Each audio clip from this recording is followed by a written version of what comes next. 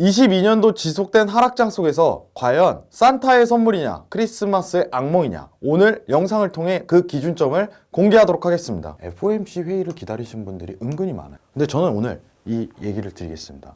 FOMC 회의 중요하지 않습니다. 우리가 기다리는 건 12월 13일에 있을 CPI입니다. FOMC 회의는 빅스텝에 대한 포커스가 80% 이상을 육박하고 있기 때문에 그대로 유지될 가능성이 높습니다. 최근 파월이 속도 조절에 대해서 가능성을 뿜었거든요. 시장 참여자들은 파월에 대한 언급, 멘트보다는 지표에 대한 신뢰성을 더 가지기 시작을 했어요. CPI가 왜 중요한지 제가 지금부터 알려드리도록 할게요. 지난 영상에서 다소 어려운 주제를 꺼냈어요. 테일러 룰. 자, 근데 이게 왜 중요할까요? 연준이 지금 기준금리를 구하는 공식이기 때문이죠. 이 시장이 하락하는 이유는 뭐예요? 기준금리를 계속 올리니까, 앞으로 올릴 거니까, 언제까지 올릴지 확보가 안 되니까. 근데 최근에 시장이 좋았던 이유는 뭐예요? 기준금리가 이제 멈출 수 있다는 가능성이 보인다, 물가 하락을 기록했기 때문이에요. 이 기준점이 왜 중요하냐면 기준금리를 미국에서 앞으로 5%까지는 올릴 거란 걸 알고 있습니다. 이 빨간 선에서 페드의 금리를 보게 된다면 12월도 올릴 거고 그 다음에도 올릴 거고 모두가 알고 있는 내용이에요. 이는 시장 반영이 끝났다는 거예요. 실제 금리와 적정 금리에 대한 괴리가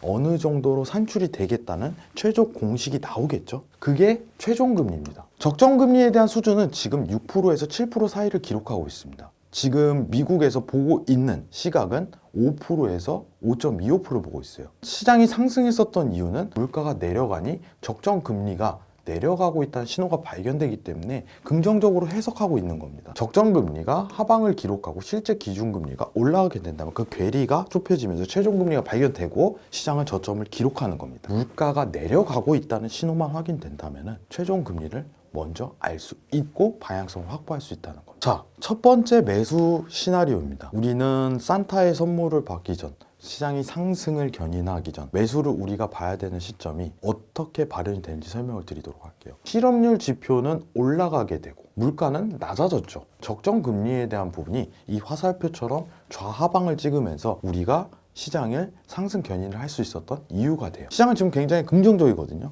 가능성이 있겠다, 이 정도만. 12월 13일에 있을 CPI가 다시 또 한 차례 더 내려가게 된다면 우리는 환호성을 지를 수가 있어요. 12,000 레벨링에 대한 돌파만 들어가게 된다면 안전한 산타 랠리 상승에 대한 구조와 내년 여름까지 23년도까지 안정성 있는 시장에 대한 상승을 견인할 가능성이 높아요. 자, 그럼 두 번째 시나리오 공개하도록 하겠습니다. 갑작스럽게 12월 13일 CPI가 공개되는데 물가가 다시 올랐다. 적정금리는 다시 우상방을 기록하면서 증시는 한 번 더 12,000에 대한 저항을 뚫지 못하고 하방을 기록할 가능성이 높아요. 정말 이 시나리오로 가게 된다면 이 두 가지의 지표를 계속적으로 확인할 수밖에 없습니다. 지금 시장의 심리는 마지막 테스트를 원하는 시기예요. 12월 13일에 그 기준점 자체가 공개될 것으로 보고 있습니다. 시장에 대한 방향성 확보할 수 있는 방법을 알려드리도록 하겠습니다. 12월 13일